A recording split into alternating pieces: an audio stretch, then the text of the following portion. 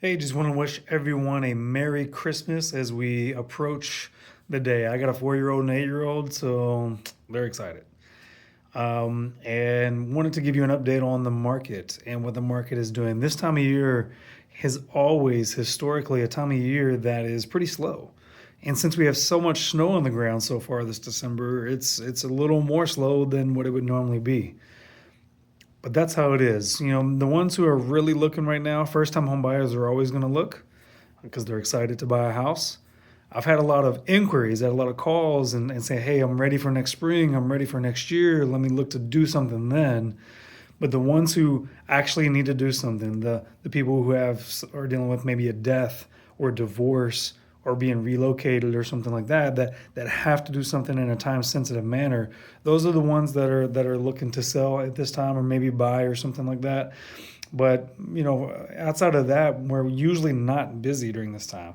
Yeah, in 2020 and 2021 and 2022 it was busy, but it's just we're not in that time anymore. And I heard somebody say this a couple months ago, and it sounded real true that buyers think that it's 2008 and that sellers think that it's 2021, and neither one of those things is true. And actually, what we're looking at is we're going to be closer to what like 2019 was, or what it was basically pre-COVID, and which is a very even and normal market. And if you're not used to that as a seller, you might say, well, I'm not used to my house sitting on the market for 2 months. Well, when I first started real estate, the average days on market was 2.5 months, and that was okay. That was improving.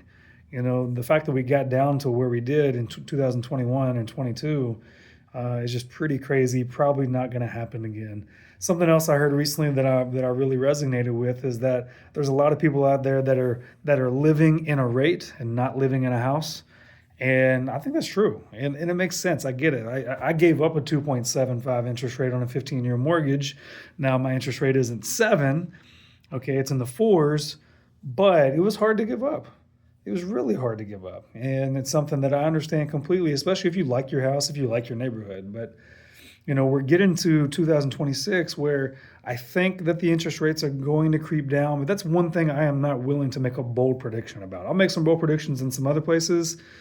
Interest rates is not one of them because I just don't know. And anybody who says they know, I'm telling you they're wrong. If we looked at predictions, man, they've been wrong time and time and time and time again. So let's not try to predict that. Let's predict the things that we are better at predicting at, like what the market's going to do and things like that. So I do think that there's going to be a slight decrease in what's going to be the average sales price in our market. Not much, but something that is going to go down a little bit. But it is needed and necessary. And if you're in the stock markets at all, you'll know that a slight pullback in something is not necessarily a bad thing. It re-enters buyers into the market that wouldn't have normally have been there.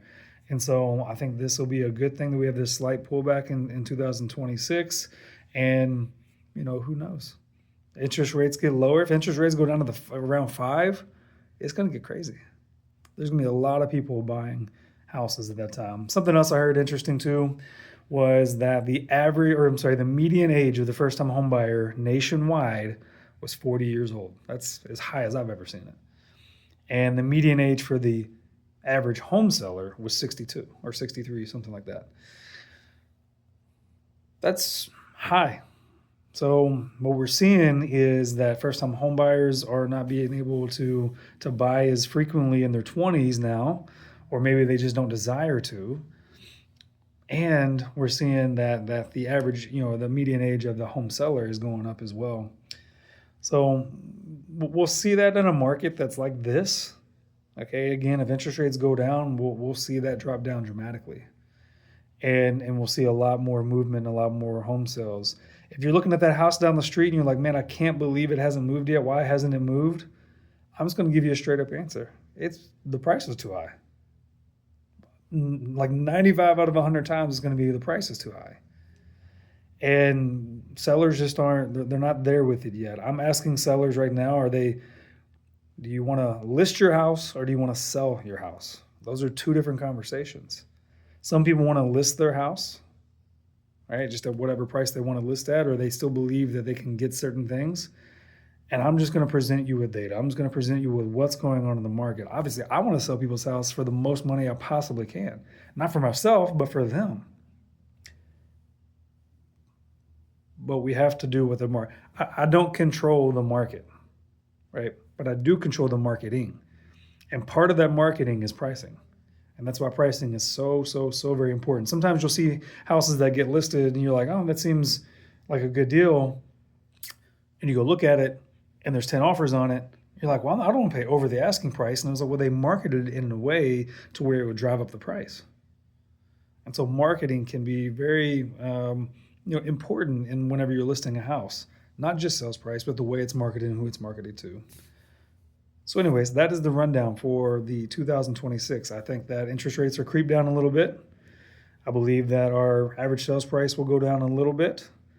And I think we'll just be back more to a normal market that has normal rhythms to it, where we're going to see a nice hot spring and a nice hot summer market. And during the winter and fall months, it'll slow down, just like it has been historically. So let me know if you have any questions, or let me know your thoughts on what you think the market's going to do. And hey, actually, what's your interest rate? Is it as low as mine? Most people have under a 6% interest rate. I forget what the percentage is, like 80 or 90% of all of the United States have under a 7% interest rate. So I bet yours is too.